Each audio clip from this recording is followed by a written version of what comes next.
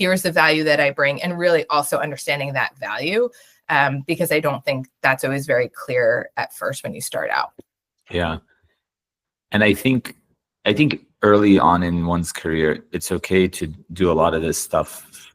It's more okay to do a lot of this stuff for free because you're learning a lot, right? And you just want to get exposure and all of that.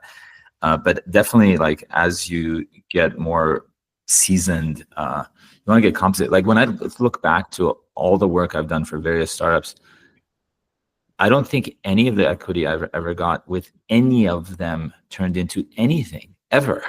Yeah. And the time horizon's so long, right? Like, nobody tells you that. You're like, if you're going to see anything from this, it's going to be 10 years down the road. And oh, by the way, you're going to get diluted, which when I started, I was like, what do you mean 10 years? And someone can, explain to me dilution. Like, I don't understand. You're like, I was getting all these shares or 0.25% equity, which still is really good as an advisor, but, still to be determined what I will see from that. And I would say the first time I got equity was probably like 5 years ago.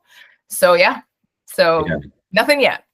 And then, but I will say, like, all the work that I did in an advisory capacity, it helped me build relationships those relationships have paid 100x dividends.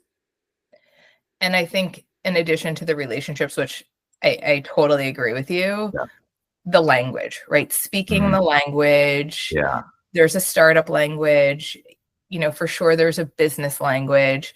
And, I think this may come up later in our conversation, but one of the things I sort of wish I knew in medicine when I first started out was that business is really important and nobody really cared to teach us anything about it. And I just wish that I went into medicine a little bit more knowledgeable about business, or at least be able to understand enough to speak the language.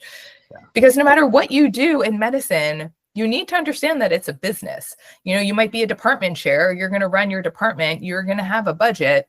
That's business. You may be a researcher in a lab. Similarly, grants, money, indirects. That's the business side, right? So I really, truly knew nothing about business. And that's what prompted me to go to business school, just a few years ago. It wasn't because I needed another degree. And people ask me all the time, well, do doctors need MBAs? Like, no, you totally don't need another degree.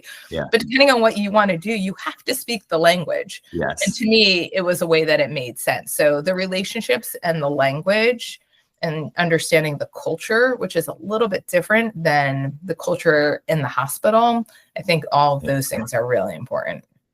I mean, that's our fundamental thesis at ClinX, which is if you want to have impact at scale, you have to understand the business model. You have to understand the incentives, the regulatory framework, right? You have to understand these things. Otherwise, you can't actually succeed. Yeah. And I think what's so interesting, and again, you and I have talked about this a little bit, is that the clinical piece matters across all of those things, right? So when we talk about advisors and you're translating the clinical piece, like, yes, that's for sure happening, but it doesn't just happen in one of those areas. It happens across the board. And that, I think, was a huge lesson learned for me working in-house for my first startup. I was like, okay, well, you're a physician, but turns out you can bring a lot of value to sales and marketing. You're like, what? Like, how? Oh, because there's a message there that we need to talk to the clinicians about the technology, help us understand what resonates with them. Okay, makes sense now. Regulatory, we're going to the FDA, similar sort of concept.